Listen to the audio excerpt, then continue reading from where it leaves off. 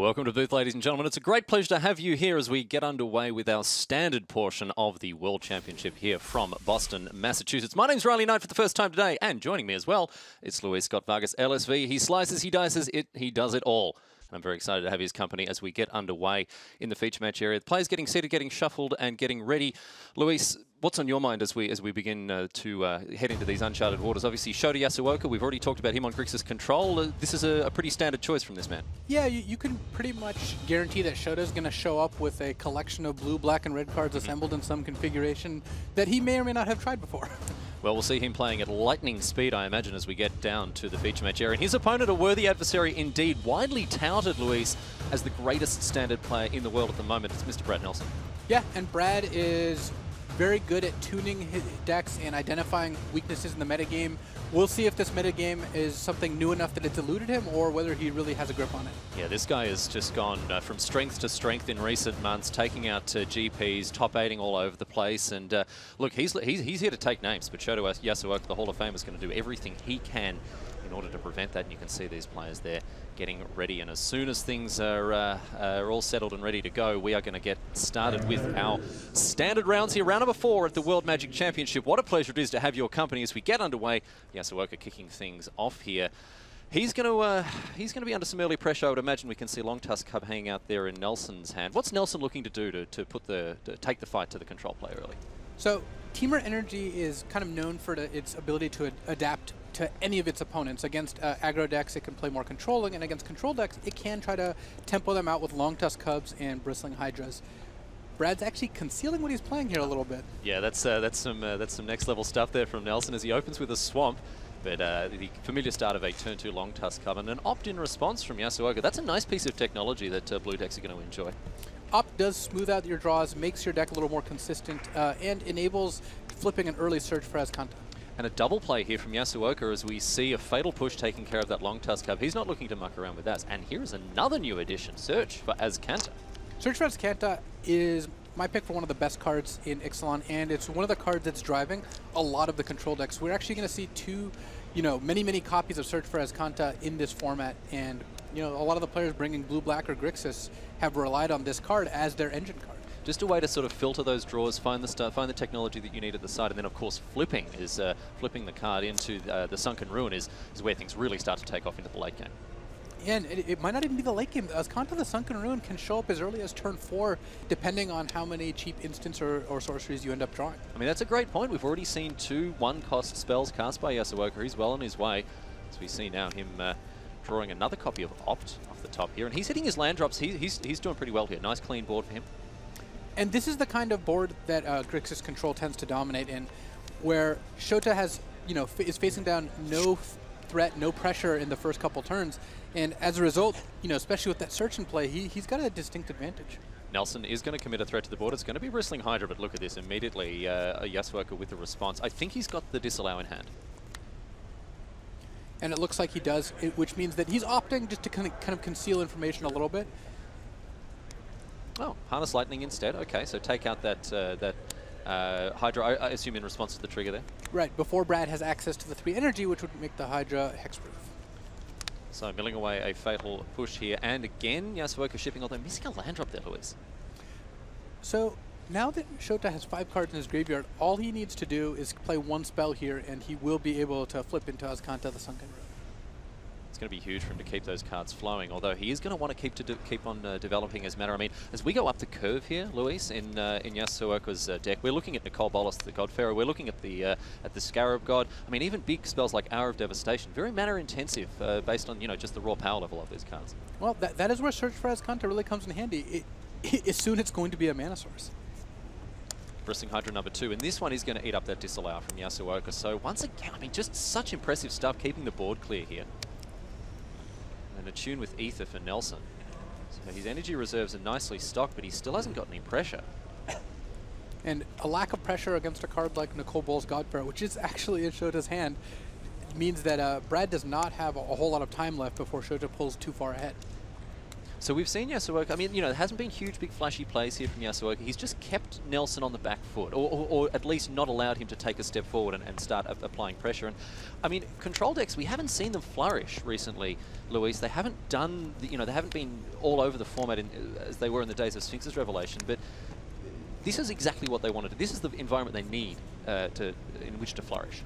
Control decks already had Torrential Gearhulk and Disallow. They had a couple pieces that were really important. But they were missing another good engine card, another good incentive, and Search for Azcanta does do that. Glimmer of Genius, another piece of the puzzle here for Yasooka. Scry 2 and then draw 2. Looks like one's going below decks. You see 2 energy for the Japanese superstar here, and a swamp, meaning that he is going to at least continue to develop his mana a little bit. And Shota was faced with an interesting decision. He did see that Glimmer off the Search and decided even though he wants to flip Search, he would rather play Glimmer and make sure he hits his land drop for this turn. And this means that Nelson gets the opportunity to get in with Glorybringer. And we were talking about pressure, Luis, and this is, I mean, this is the definition of it, right? Well, Glorybringer shines in creature-based matchups, but here it hits Shota for 4, down to 16. Then Shota can, you know, string one of many different spells together to kill it. It's like Harness Lightning, obviously a nice clean answer to it, especially as Yasooka already with 2 energy in his pool here. Or in his reserve, I should say. So Glimmer hits the bin now, and that means we are going to see the Search for Azcanta flip. Looks like the expedition was a success here. And that also takes Yasooka up to 6 mana. He was really hoping to draw land to slam Nicol Bolas there, but, you know, hitting another Glimmer is not the worst consolation prize. Another Scry 2, and there is a land. Yasooka can snag that one if he wishes. Alongside a Supreme Will, which actually is a nice little pairing because he gets to play his land, have Supreme Will up, and then be, you know, fairly safe from whatever Brad could play next turn. Now, how worried is he about this Glorybringer here? Because, you know, it's still a 4/4 beater. Well, Shota does need to enter Glorybringer. He can't just let it hit him forever, but even though Teamer is a deck with a bunch of burn spells, they're not burn spells that can hit players. So Shota can go to 8 without really worrying too much. Well, another Glorybringer brought to the party here, but it is going to be that Supreme Will, the Mana Leak mode on this card, taking care of Dragon number 2, which means that the original one is going to come back for 1 Mulgian, and we're back to Yasooka now. And are we just slamming the God Pharaoh here? Oh yeah, we're going to see, you know, we're going to see which is the superior dragon in just a second here. Though Shota did draw Vraska's Contempt, but it's still just way too tempting to play Nicol Bolas and immediately get to work. Look at this. Down comes the God Pharaoh, 7 loyalty immediately, and this is where Yasooka can really start to turn the corner here. We see immediately 7 damage done to the Glorybringer, which is going to keep the board cleared. Does Nelson have some way to apply pressure once again? Brad needs Glorybringer number 3 in order to stop the Nicol Bolas from really dominating this game. Third and final copy in his list there, and it's not quite a Glorybringer. Whirl of Virtuoso is good. It goes wide. It does threaten Nicol Bolas without being an easily targeted card, but I think that Nicol Bolas ticks up loyalty so quickly that it's going to be hard for Brad really to pressure it too much, because Brad can make 3 tokens, but because Nicol Bolas is getting Shota so much card advantage, he can just start trading 1 for 1 with the tokens and still end up ahead. So we're going to see Nicol Bolas go upstairs. Just 1 here. Looks like Nelson's going to have to exile 2 cards from his hand. I think he's going to generate 3 energy in a second here. Yeah, just a... oh, so he's targeting his own Whirl of Virtuoso with the Harness Lightning. Presumably will not spend energy. Yasooka with the response by the look of things. A Braid in response, okay. So that's going to prevent Brad from getting any energy and force Brad to make 3 tokens right now if he wants to use up all of his energy. Which again, I think Shota's fine trying to trade Fatal Pushes for Thopter tokens as long as he can just keep the Nicol Bolas train rolling. Now, Yasooka does have a range of options when it comes to mass removal. I was surprised to see Bontu's Last Reckoning getting up and about in his list, just as a one-off. Hour of Devastation also up in the mix as well. And, I mean, but some of the removal in this deck, we've seen premium stuff, a Braid, Harness Lightning, even an Unlicensed Disintegration. Follow-up play here from Nelson.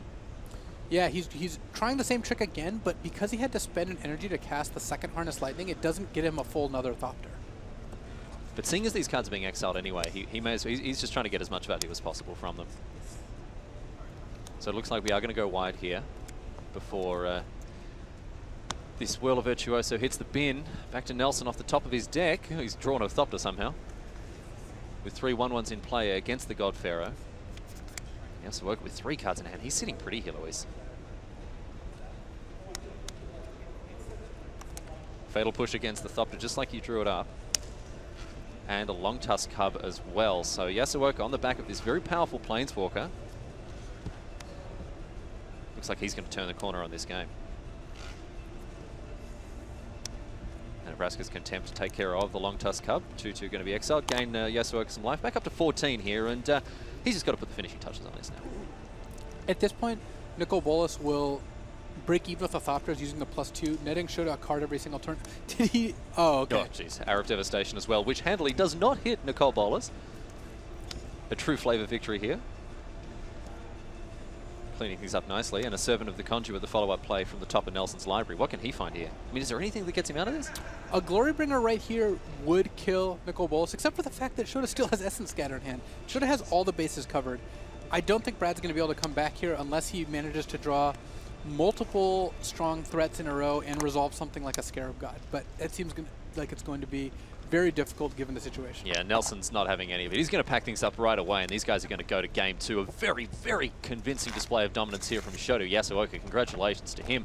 And of course, plenty more where that came from. We've got to go to a break, but stick around, everyone. On the other side of these messages, we'll get underway with more standard action, my friends. Riley Knight and Luis Scott Vargas in the booth. We'll see you back here very soon.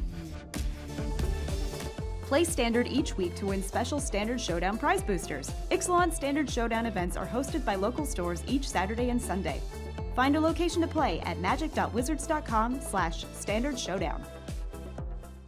The game I fell in love with, I want people to experience in many different possible ways. And one of the things that I want to see is it expressed itself in a modern sensibility, in the way that people are playing now.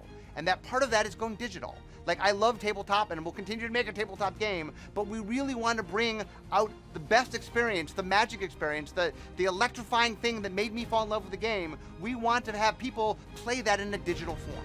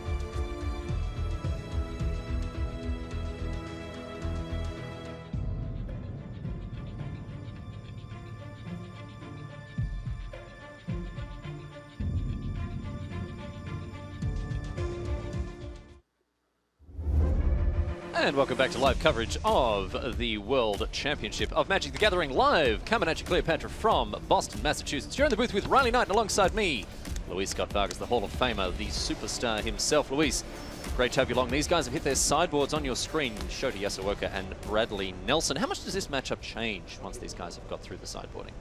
This matchup swings significantly, and Brad is actually the beneficiary of that. Because the Teamer deck, as built, has a lot of dead removal spells in game 1. That's one of the advantages of playing a control deck like Shota does.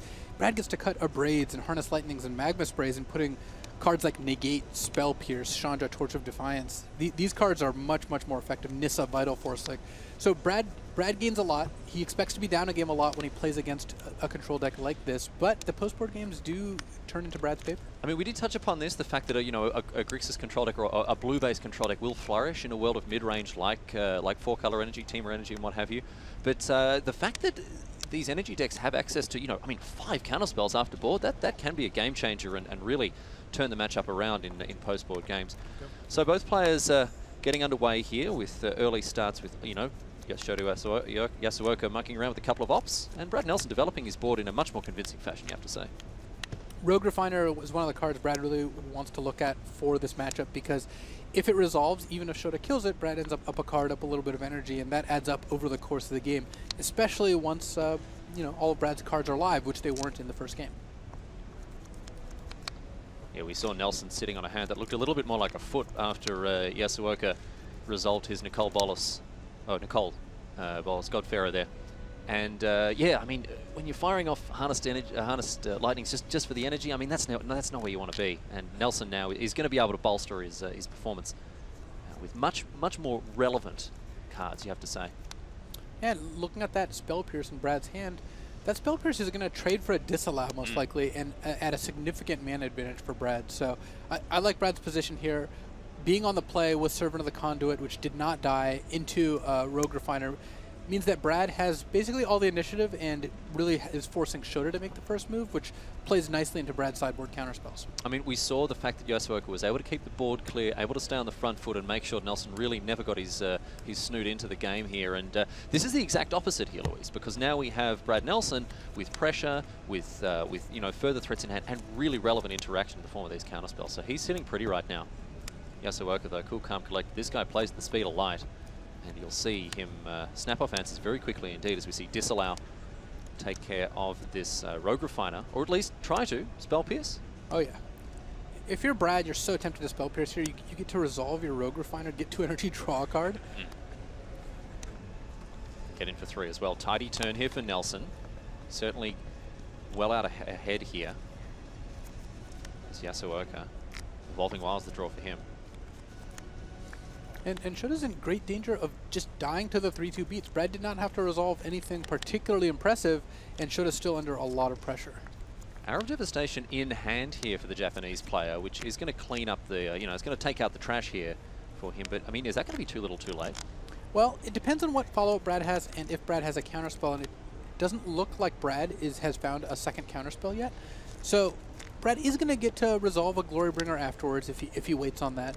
And Shota takes 8 here down to 7. Glorybringer will bring Shota down to 3, which puts Shota still in a position to win this game. So even though Brad does have an advantage here, Hour of Devastation is going to be good, and Brad may end up actually regretting using that Spell Pierce. I think it was a good choice to use it. It's very hard not to use it in that spot, but he's going to end up wishing he had access to a Spell Pierce in about a turn or so here.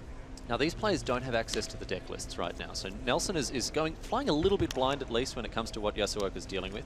But given all the high-end, given all these hard-hitting cards that Yasooka has at his top end of his deck, Spell Pierce becomes very valuable against, very expensive cards. It does, and that was a really interesting play just now. So Brad played Servant of the Conduit, and Shota cast Supreme Will on it, even though Shota doesn't actually care about Servant of the Conduit. He in fact, would not mind if the Servant resolved if he's going to cast Hour this turn, but he wanted to bait out a counterspell from Brad.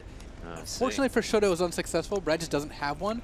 But that is what Shota was planning there. It wasn't that he cared about Servant of the Conduit, and in fact, I think Shota just is pretty likely just to go for it here. Though he does have safer plays available. This is where it gets very interesting. So with the Braid Harness Lightning in hand, he's going to be able to snipe a couple of Nelson's creatures. It looks like he's going to go for that here, Louise. And unfortunately for Shota, this is going to work out much worse for him than if he just slammed Hour of Devastation. Because he's not going to be able to now deal with this Glorybringer on top. Well, I mean, the Hour of Devastation next turn, or is it just all too little too late? Well, it depends on how Shota plays this next sequence, because he really has a lot more control here. If Brad attacks all 3, Shota's forced to cast at least 1 spell. So he's going to kill one of the Rogue Refiners with one of his red spells. If Brad plays the Glorybringer first, which is what he's doing, then Shota is now forced to try to kill 2 of Brad's creatures and then use Hour to kill 2 more. But Brad no longer has Glorybringer in hand, so as things currently stand, Shota's going to spend more cards, but he is going to survive. There's been a lot of plays that sort of at first blush seem counterintuitive. You know, not slamming the Arrow of Devastation into a board full of monsters. An attack now, and we're going to see Braid take care of this Rogue Refiner, just like you said. A lot of the texture of this game, I imagine, would be pretty confusing to people not intimately familiar with these interactions. There's a lot going on here that's not obvious on board, and Shota not playing Hour of Devastation last turn was because he was worried about a counterspell. Shota casting Supreme Will on Servant of the Conduit was because he was worried about a counterspell. So at this point, Shota's plays are a little bit more forced. He's only at 2 life. He no longer has life to play with. But before, that's why he took all that extra damage. It might have seemed weird, but he was trying to minimize his chances of losing to Spell Piercer Negate. This is how things shake out in the post-board games. When the, you know, in game number 1, you know you're safe. You can slam these huge haymakers into play without having to worry about being sniped by a Spell Pierce. But Yasooka's got to play a very different game. And as you mentioned, I mean, his life total is a resource, and he has used it pretty much. I mean, you know, he's almost overdrawn on this account. He is. He doesn't have a whole lot left, and once the check bounces, the game is over. So at this point, Shota can't get hit by any creature in Brad's deck, but he can't even let Chandra Torch of Defiance resolve either. Because that's just 2 straight at the dome. It is, and Shota just has to use his removal as a result. But what he did do is he made it less likely that he would lose to a counterspell. As it turned out, he would have lost to a counterspell anyway, but he was trying to play around that. So Shota no longer has life to play with, so as a result, he's going to have to counter or kill all of Brad's threats until the end of the game, which was his base game plan, but he's got no wiggle room anymore. And this is a hallmark of Grixis control decks, as we see Nelson go reaching for some more. And it's Nissa Vital Force this time. Well, we're going to have a look at this card because she has not made headlines throughout her career in Standard, but very, very powerful indeed. A way to regrow some cards from the graveyard, in addition, of course, to providing extra pressure in the form of a 5/5. This is what Nelson's going to do here. Is this going to be enough? Well, even if Shota can kill the animated land, Shota is in huge trouble against the Nissa. Servant of the Conduit bites the dust here. There's got to be something else, right? It's an unlicensed disintegration. We mentioned that before. But now, I mean, as you say, his work is cut out for him. How does he deal with this Nissa? He's got to draw Vraska's Contempt, and he has to do it very quickly. Has he done it? Oh, look at this. It's Gonti, Lord of Luxury, instead. Well, Gonti does a good job of this because he gets to nab one of the cards from Brad, and then Gonti can block the land for a turn here. Though, Shota also has to worry about Brad using Nissa's -3 and picking up Glorybringer. Well, how about a Nissa of his own here from Yasooka? I mean, his back is against the wall, but he's going down in style as he snags 4 cards from the top of Nelson's library. He's thinking very carefully about them. It's not the automatic slam dunk pick that you'd think there. What are you thinking when you look at that 4 there? Well, if Shota doesn't have an answer to Brad's next turn, he's going to be in a lot of trouble, but he has to plan out for the turn after that. Nissa's the most obviously powerful, but taking something like Rogue Refiner could work out just because it lets you keep more mana up on the next turn. Yasooka, I mean, this is, I think, the slowest I've ever seen him come to a decision here. And a follow-up play here, search for Azcanta. So he's tapped out, and a removal spell from Brad Nelson's going to seal the deal there. So Nelson sitting patiently, waiting for his time to strike, and Yasooka recognizing the writing on the wall. And these guys going to game 3. And Luis, just like you said as we headed into this game, it looks like Nelson, the momentum firmly with him in post-board games. Him having access to Spell Pierce, Negate, and additional Planeswalkers really changes the texture of the matchup. It makes it so Shota now has to worry about his spells resolving. In game 1, Shota can just slam whatever he wants, and he doesn't, like, he would have, if it was a game 1 game, he would have played Hour of Devastation without worrying about a counterspell. He would have taken a lot less damage. He would have had extra removal spells in hand. And because it's a post-board game, Shota has to not only run into the fact that he's going to lose to Negate or Spell Pierce some of the time, he has to alter his play just because they exist, even when Brad doesn't have them. Yeah, so, and that was what we saw. The way that game played out was because Yasooka was playing around cards that we knew weren't in his hand, but he can't afford not to, essentially. Yeah, and the game changes completely as a result. Let's check in with a couple of our other games here on the back table. Seth Manfield and Donald Smith. Seth Manfield, of course, he's no stranger to the World Champs. He's been at the top of the tables. A couple of years ago, he took out the World Championship. And Donald Smith as well here with a spicy take on Ramunap Red, although it looks like it hasn't got him quite across the line here as Manfield seems to take out this game. And Nels, we did check in with Seth Manfield. Of course, he's on this this Teamer Energy, or the Dark Teamer, whatever you're going to call it, Teamer Black. That's the new black. Players going to this, Luis. I mean, we talked about this amongst the coverage team. a lot of players wanting a steady and solid deck, one that they know has a good track record, is reliable, and is going to get them across the line. I mean, this is a 6-figure prize, purse for the top position. Maybe it's not the time to take risks. All the players are just going to play the deck that they think has the highest potential value. What they have to work with is a limited amount of information and a potentially very small field. So players are going to be more likely to play something like Rounding Up Red or Team or Energy because those are more known quantities, though we're actually going to see a lot of blue-black control decks in the field as well. I'm really happy to see the fact that these blue-black, or the blue-based decks are back up and about here, and one is in the hands of Josh Layton, of course, the Hall of Fame Famer-elect. He'll be inaugurated there along with Martin User in November at Pro Tour Ixalan. Joining the hallowed halls there, alongside the likes of, well, Louis Scott Vargas sitting right next to me, a couple of other large names in there as well. I mean, I'm happy to see these decks back, but what is really interesting about this is Torrential Gearhulk is not even a 4 of in Layton's deck, only 3. I mean, is the 5/6 not as potent as it used to be? I think Torrential Gearhulk's actually better than it used to be, but you still can't afford to play 4/6 drops necessarily. You have a lot of late game threats in Scarab God and Search for Azcanta that you don't really need to go all in on Torrential Gearhulk. Okay, so in that way, the Scarab God may have sort of supplanted the Gearhulk as another win condition. Sure, I see. Well, Layton is battling hard against Jensen here. Of course, William Huey Jensen, another Hall of Famer here. I mean, the names don't get any bigger than this than at the World Championship, and Jensen seems to be pretty comfortable behind this Whirler Virtuoso. And once again, we see Josh Layton up a game because game 1 is so much more favorable for the blue-black decks, whereas the teamer decks get to board in cards like Supreme Will and 4 copies of Negate, and it gets a lot harder post-board for the control decks. And this goes some way to explain the fact that Jensen is firmly ahead of this game here, while Layton is drawing cards and trying to assemble what he needs to pull ahead here. Whirler Virtuoso does a good job of pressuring, as Josh is now going to have to use multiple removal spells to remove, the effects of just one card. Oh, I mean a can. Get the can opener, and out they all come, pile out of the can like a clown car. And visit your many faces. Now, this is the anti-carnage tyrant technology we talked about at the desk previously, Luis. But here, coming down, I mean, do you like its utility across the format? Visit your many faces has seemed like an effective threat. It does answer a lot of cards, not just Carnage Tyrant. It's also just fairly good against, a deck playing Glorybringer and Bristling Hydra. Cards, especially like Bristling Hydra or Carnage Tyrant, that are hexproof, you still get to copy them and, do a good job. Whereas right here, as a Whirler Virtuoso, this has basically stopped, Williams' offense in one card. So we'll see here. Layton is going to pay 3 mana, or 3 energy, I should say, make a Thopter and block. So yeah, a nice little speed bump for him against Huey Jensen here.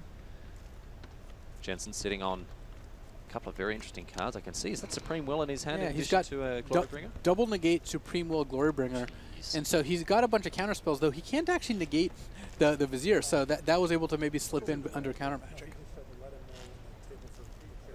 Thopter going to get in, poke away here at Layton's life total. He's down to 9, or maybe even down to 8 now after that attack. And a Glimmer of Genius now. This is one that Huey may not want to resolve. See, it changed a little bit. See, we saw Huey not counter the earlier Hieroglyphic Illumination because he had Whirler Virtuoso and 2 tokens against nothing. And in that position, you can kind of let card draw resolve and save your counters for answers. But in a more stalled board, you really have to start aggressively using your counters on card draw. As things shake out here between Layton and Jensen, we're going to head back to Yasooka and Nelson. These guys, you can see they're ready to go for game number 3. So considering that they're all in, everything's in readiness on our front table, we are going to get underway between these two here. Brad Nelson, Shota Yasooka. They've split the first 2. And Luis, where's the smart money out for game number 3? We still on Nelson? I think Brad does have a slight edge here, given the fact he's brought in this counter magic, and also he's a stone cold master of the format. I mean, that let's not make any bones about that. This guy has just been going from strength to strength recently, as we've talked about. A couple of high performance results at GPs. I like Shota's hand. It's ambitious. It's a single island, and a very nice one at that, but double opt. So yeah, that's all you need. We'll see how well opt does here. He's going to have to do some pretty heavy lifting for the Japanese player here. Although, even with a single, a couple of other lands, 1 or 2 other lands, he's going to be able to deploy most of his hand here. Although, the 4 1-drops and the 6-drops certainly make a nice little pairing there. Like cheese and fine wine. Nelson, on the other hand, is not going to have any mana issues, you would think, with his Attune with Ether.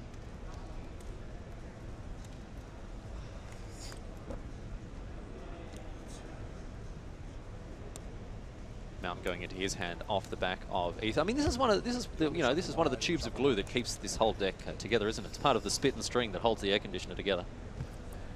Attune with Ether makes it so you can play 4 colors successfully and still, gives you extra energy to use on your Harness Lightnings or River Virtuosos or Bristling Hydras. And look at this, like an absolute master. Shota Yasooka running lands off the top. He's not worried. No one's worried about this Drowned Catacomb joining this island. And it's Long Tusk Cub from Nelson, another opt. And we might see Fatal Push taking care of this Long Tusk Cub as well, you might think.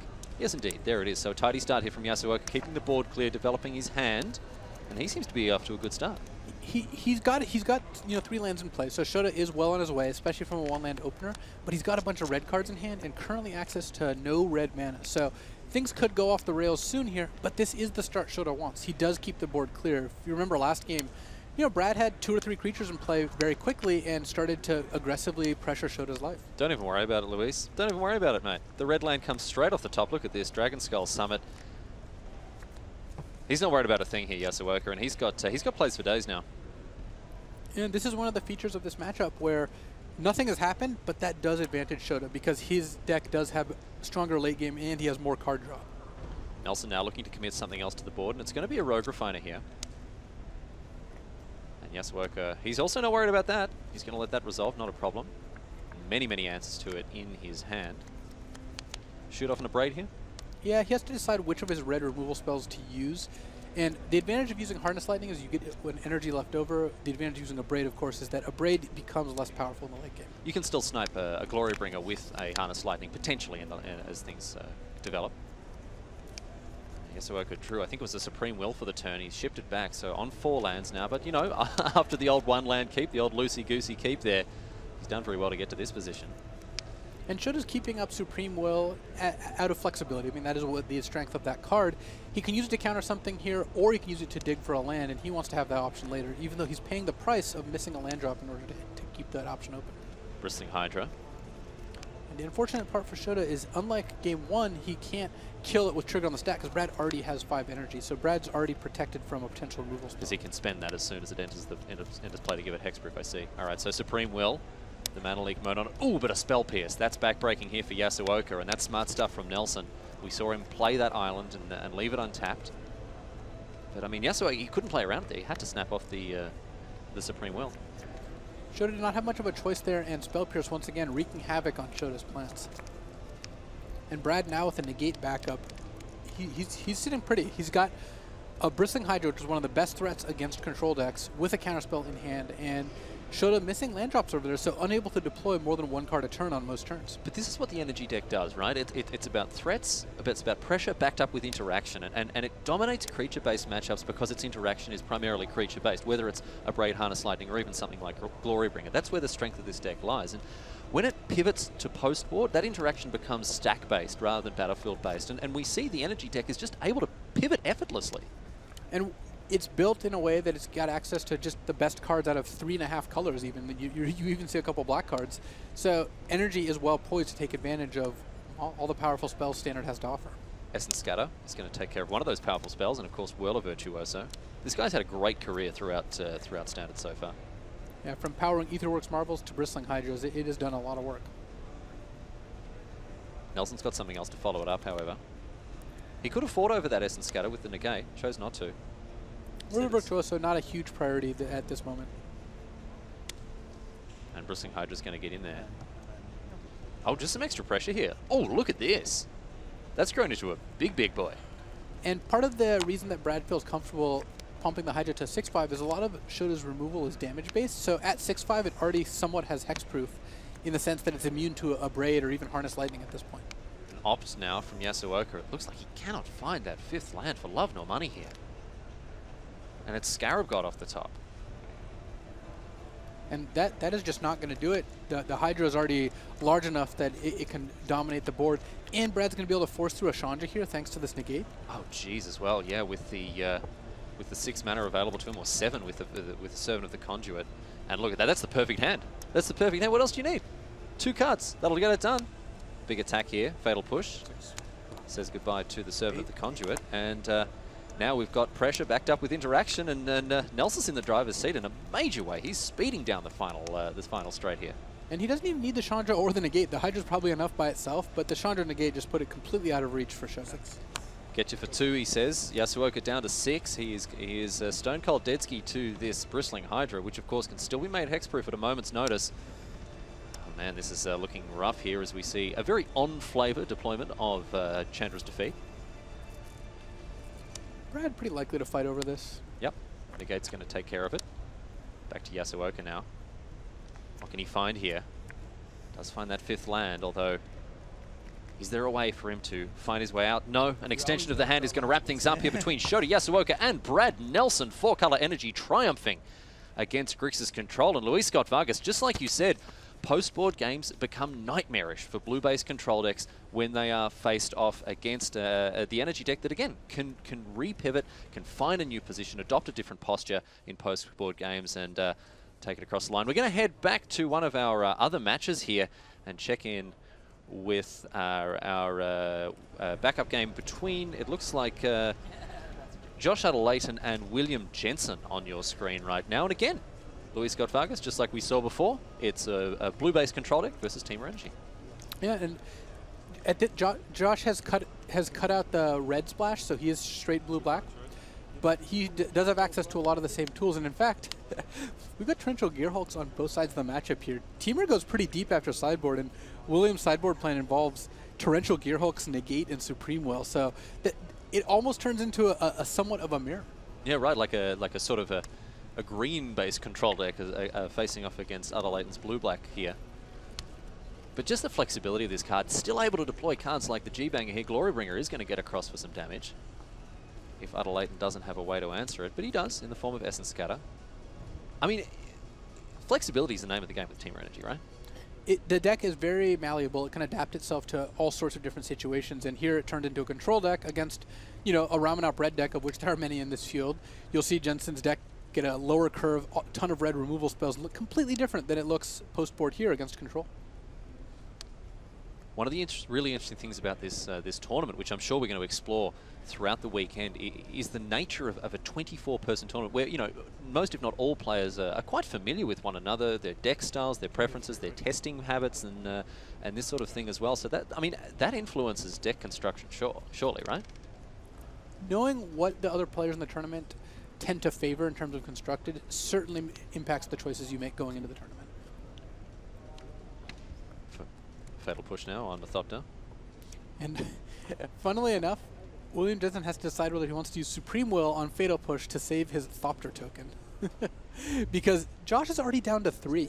And that Thopter token represents 1/3 of Josh's life total right now. So it is actually reasonable to consider that. Yeah, look at this. The prettiest prince at the dance here, this Thopter, with all the fighting that's being done over it here. And Nelson once again massaging those temples, keeping him nice and limber. It's on that John Finkel tip here. And we are going to see Supreme Will to fight over this this Fatal Push here. But Thopter's come in. Josh, on the other hand, now has a Scarab God active with 2 activations if he wants. And that's going to give him a lot of flexibility. He can at the very least get back Glorybringer. If there's a Whirler Virtuoso in the graveyard, he could potentially get back one of those and make a Thopter token. Don't see any Whirler Virtuosos. There is, of course, a Rogue Refiner at the top of the graveyard there, in addition to that Glorybringer, as you mentioned, Luis. Layton down to 1. He can't afford to take a single point of damage here. And Josh now on his upkeep deciding whether he wants to use Scarab God on upkeep to eternalize something and get an extra scry, essentially. This is a play pattern we see quite often with the Scarab God, the upkeep activation, meaning that players can continue to sculpt their hand or you know, influence their draw step, and it looks like Layton is going to do exactly that. Rogue Refiner is a nice one to gain some extra value, but I mean, does it solve this problem of these flying 1/1s? It does not intrinsically do so. So Josh is looking to draw a card off the Rogue Refiner and find the answer here.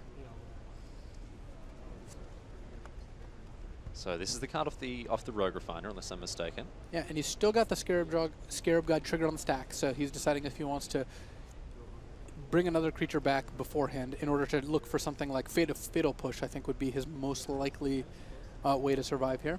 He'll be going down to only 2 mana if he does that, so yeah, the options on as to what he could cast certainly become a little bit more narrow. Layton is relying on cards like Essence Extraction as well as part of his removal suite here. Yeah, and given that we're in the post-board games, he may have trimmed the numbers on Essence Extraction, though they do a good job of blunting the pressure from something like Rogue Refiner.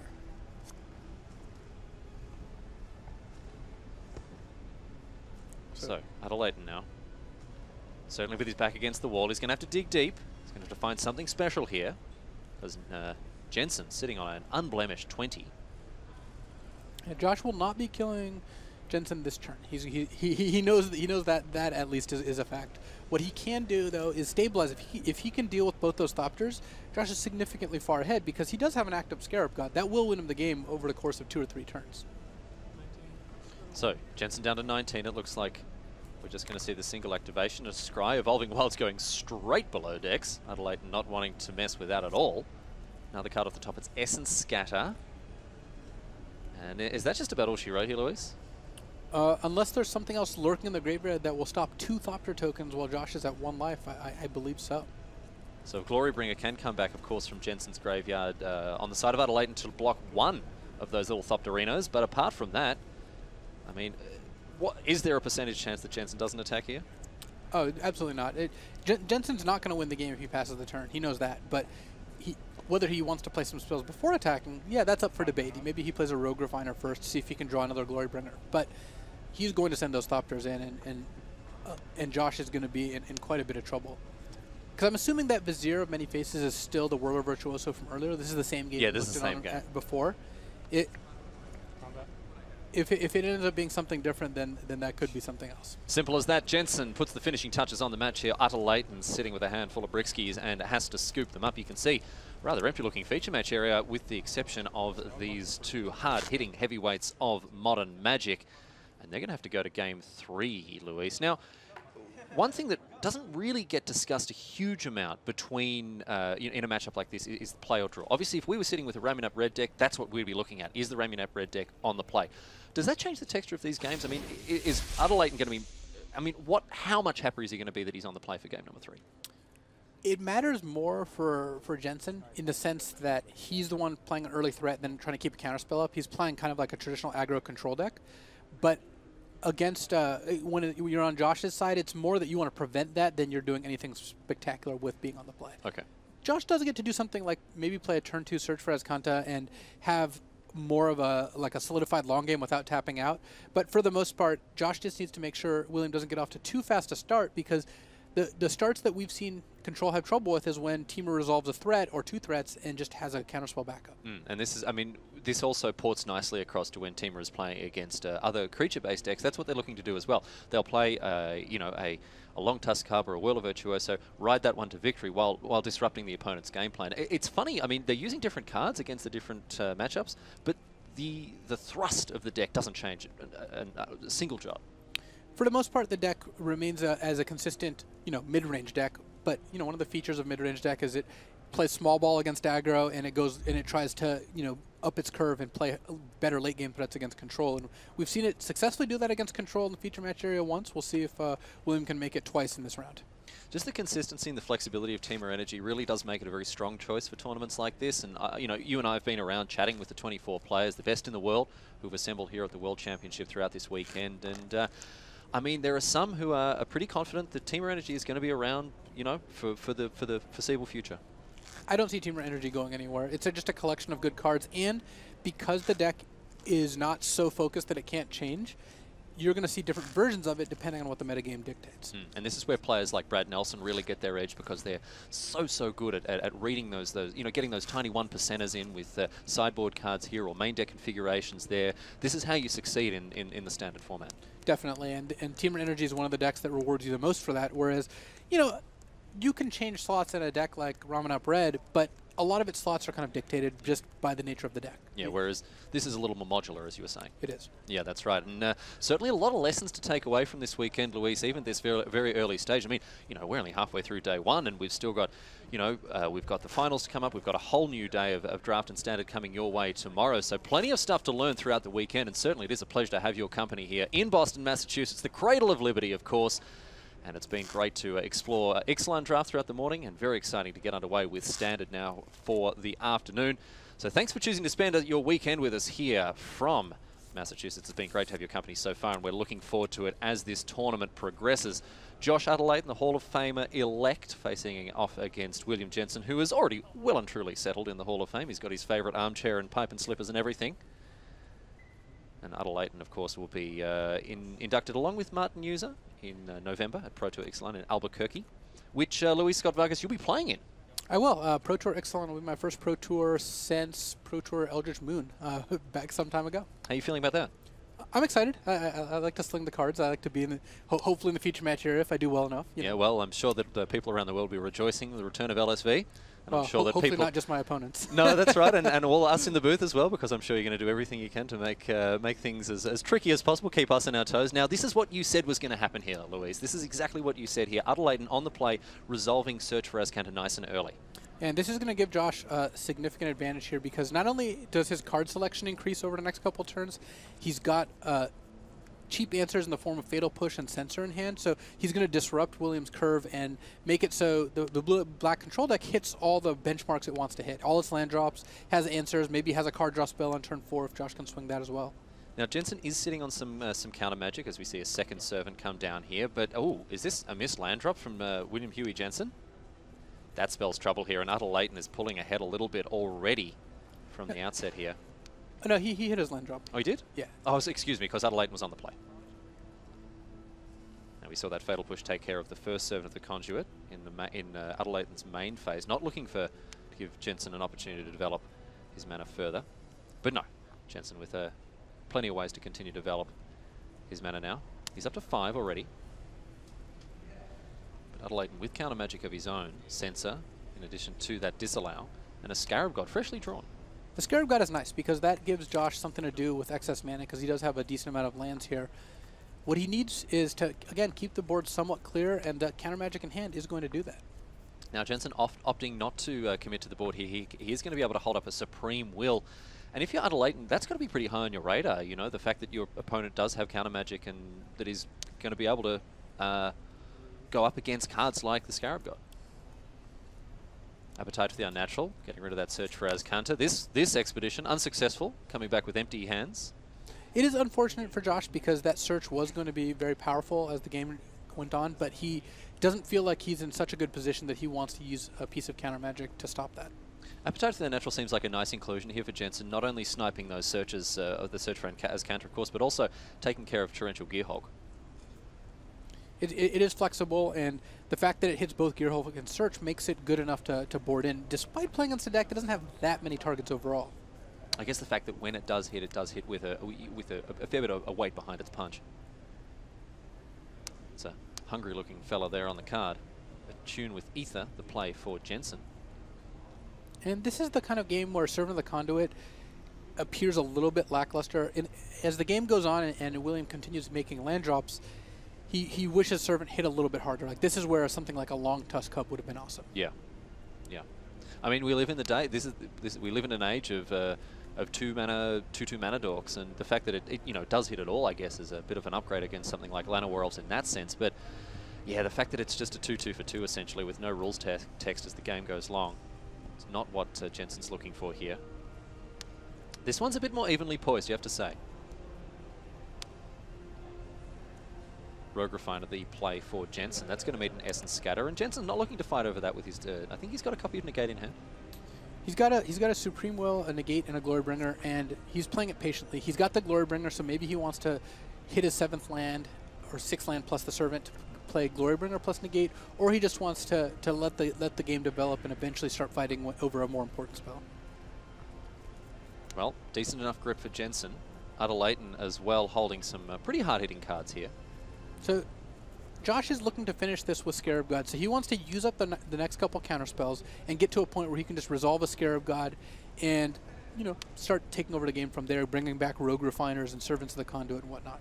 So disallow targeting this Rogue Refiner. Once again, Jensen showing that he's been very, very patient with his counter magic indeed. That might come back to bite him a little bit here, because if Josh runs out of counter magic, which he just about is now, he's just going to play the Scarab God. He's just got nothing else to do, and Negate isn't going to answer that, and Jensen doesn't have Supreme Will up. Now, Layton is holding this sensor, which he's really playing it very slow on cycling. Is that surprising for you? I think that there's a decent chance Josh is going to end up cycling sensor if he doesn't use it in the next turn or two, but because these games tend to go to almost exact mana, where William sets up a turn where he's got 2 spells using up all of his available mana, Sensor still has utility even with 6 or 7 lands in play. Botanical Sanctum coming into play tapped here for Huey Jensen. And Layton now, and a Glimmer of Genius. That's really good from him, and that is going to bait out that negate. So Jensen rewarded for his patience there, but I mean, I think he had to counter that one. I like countering that. Josh needs to draw an untapped land here. He can play Scarab God and he can censor a Supreme Will. He's done exactly that here, Luis.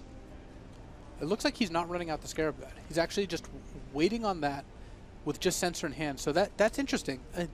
That's showing a lot of patience, but without anything to do, that's a lot of mana to not end up using. Yeah, so what's going through his head there? Why isn't he wanting to commit the Scarab God to the board here? He could potentially be worried about something like Essence Scatter, but now he's cycling the Censor. Geez, a confusing turn of events here for Layton, as his hand, I mean, really, I think has taken a bit of a downgrade. Field of Ruin, the draw, in addition to what looked like a swamp. Could have been an island.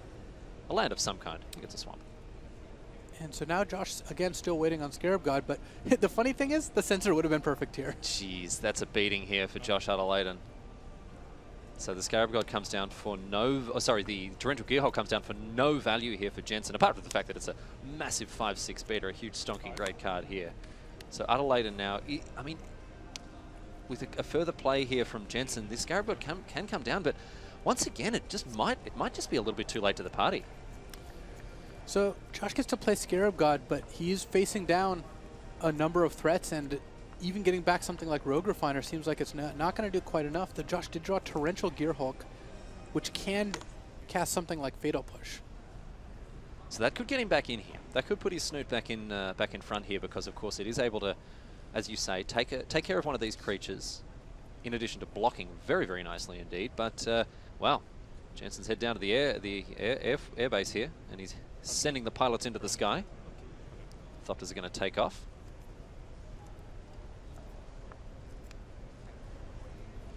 Josh, looking at his graveyard, does somewhat signal a Torrential Gearhulk. Yeah. That is one of the drawbacks to doing something like that. Yeah, rearranging it for the sake of neatness. You're not fooling anyone there. Though if Josh had a Gearhulk last turn, he would have cast it. So Jensen may be suspicious that Josh is trying to tempt him into not attacking. Though hard to imagine Jensen not sending in the entire army here. How many levels deep are we here? Jensen, carefully considering his options here. He's certainly poised. He can tell that Supreme Will doesn't necessarily stop anything. No, and we can see that Layton with 3 mana up isn't worried about a Supreme Will from William Jensen. He has managed to blank that card rather effectively, you have to say.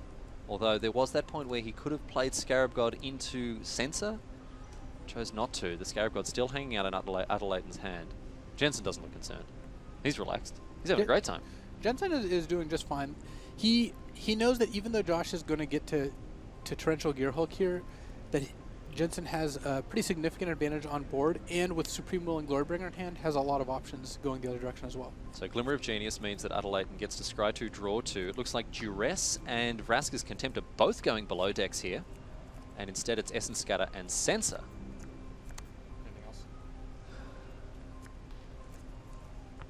Now Commit to Memory, the draw here for William Jensen. And that will just lock it up, because that is a spicy piece of pepperoni here. With Supreme Will and Commit to Memory in play here, Jensen knows that there's basically no combination of cards Josh could have that really could affect the outcome. Cycling a Censor here for Layton. He draws. And an extension of the hand after the Torrential Gearhulk hits the library. And look at that, William Jensen beside himself with joy.